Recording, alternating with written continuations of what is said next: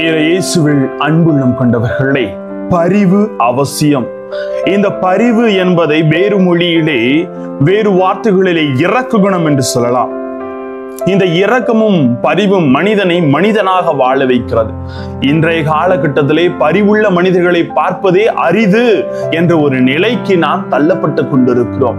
எனவே இப்பேற்பட்ட சூழ்நிலையில் மனிதநேயம் இறந்து கொண்டிருக்கிற வேளையில் பரிவுள்ளத்தோடு வாழ, பிறர் பசியை ஆற்றி பிற தேவைகள் மீது அக்கறை கொண்டு இரக்க குணத்தோடு வாழ இறைவன் என்று நமக்கு வாழ்வின் பாதையை கற்றுத்தர விரும்புகிறார்.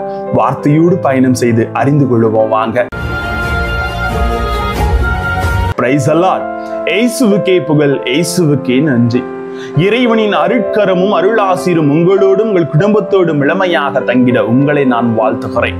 அன்பில் இனியவர்களே, தன் பசியை போக்குவதை விட பிறர் பசியை போக்குவது மேலானது என்று புனிதை அன்னை தெரசா அழகாக சொல்லி இருக்கிறார்கள். இன்றைய நற்செய்தியில் 7 அப்பங்களை 4000 பேருக்கு இயேசு பகிர்ந்தளிக்கு தருகின்ற அந்த நிகழ்வு ஒரு பெருமிதத்தையும் ஒரு அற்புதத்தையும் ஒரு இரக்க குணத்தையும் இங்கு தெளிவாக நமக்கு காட்டுகிறது. இயேசுவின் இந்த பரிவு நேர்முக பரிவாக இருக்கிறது. எதிர்மறையான சிந்தனையோடு இல்லாமல் நேர்முகமாக இருக்கிறது. அதாவது தன் பரிவின் வழியாக அவர்களுடைய வாழ்வை மேம்படுத்தும் பரிவாக இருப்பதை நாம் இங்கு அறிந்து கொள்ளுகிறோம். எப்படி என்றால் 3 காரியங்களை நற்செய்தியை பார்க்கிறோம். 3 நாட்களாக இவர்கள் என்னோடு இருக்கிறார்கள். உண்பதற்கு இவர்களிடம் எதுவும் இல்லை. பட்டினியாக அனுப்பிவிட்டால் நெடும் வழியில் அவர்கள் தளர்ச்சி அடையார்கள். அவர்கள் அடுத்தவரை பற்றி யோசித்திருக்கிறார். இந்த செயல்களை வைத்து அவர்களின் தேவை உணவு என்பதை அறிகின்ற இயேசு அதை அவர்களுக்கு தரும் முயற்சியில் இறங்குகிறார். ஆனா சீடர்களுடைய எதிர்மறையான சிந்தனைகளை பாருங்களேன். இது பாலை நிலையமா ஆயிற்று, இங்கு எப்படி உணவு கொடுக்க முடியும் என்ற ஒரு கேள்வி எழுப்புகிறார்கள். அங்கதான் ஆண்டவர் ஒரு தெளிவு உணர்த்துகிறார். பரிவு என்பது வெறும் உணர்வு அல்ல, மாறாக அது ஒரு செயல். ஐயோ அப்படின்னு சொல்லி பரிவு அந்த உணர்வுல காட்டுறது கிடையாது, செயல் வடிவிலே ஓடி சென்று உதவுவது.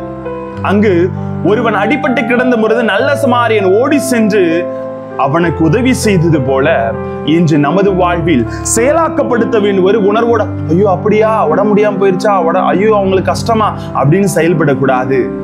நேர்மறையோடு இருக்க வேண்டும். எதிர்மறையான சிந்தனைகளை களைய வேண்டும். உதாரணமாக எதிர்மறை பரிவு எதை சொல்லுகிறது என்றால், ஒரு புழு, ஒரு வண்ணத்து பூச்சி எடுத்துக்கோங்களேன்.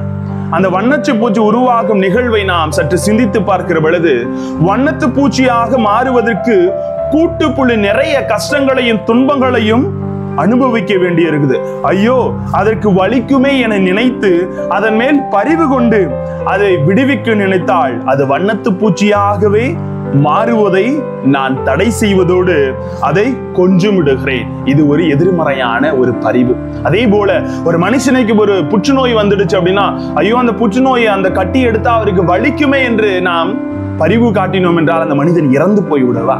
எனவே அந்த தேவைகளை உடனே அறிந்து நேர்மையோடு அணுகுவது தான் சிறந்த முறை என்பதை கடவுள் விளக்கி காட்டுகிறார். அதைத்தான் இன்றைய முதல் வாசகத்திலே தனக்கு எதிராக வாழ்வின் கனியை உண்டு தவறு செய்த நமது ஆதி பெற்றோரை கடவுள் பரிவுள்ளத்தோடும் இரக்கத்தோடும் தான் நோக்குகிறார்.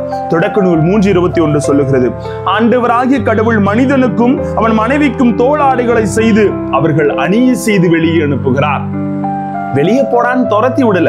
அந்த சூழ்நிலையில் கூட அவர்கள் தவறு இழைத்து விட்டார்கள் என்று தெரிந்த சூழ்நிலையை அறிந்து கூட இறைவன் பரிவோடு இரக்கத்தோடு செயல்படுவது எத்தனை மேன்மை மிக்கதாக இருக்கிறது.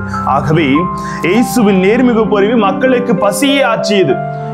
எதிர்மறையான பரிவுக்கு இன்னும் சொல்லலாம்.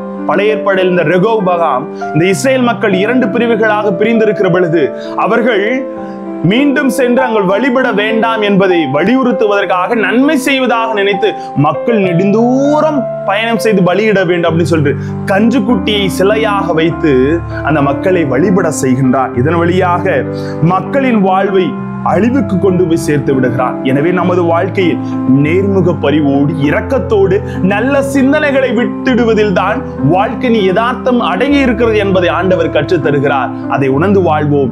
இறைவன் என்றென்றும் நம்மோடு. ஜெபிப்போமா? அன்பு இறைவா, உமது அருட்கரமும் ஆசீரும் எங்களோடு தங்கி நாங்கள் பரிவுள்ளத்தோடு இரக்கத்தோடு எங்கள் வாழ்வை செயலாக்கப்படுத்தி செயலிலே ஒப்பு கொடுத்து வாழ எங்களோடு தங்கும் ஆண்டவரே. Praise the Lord.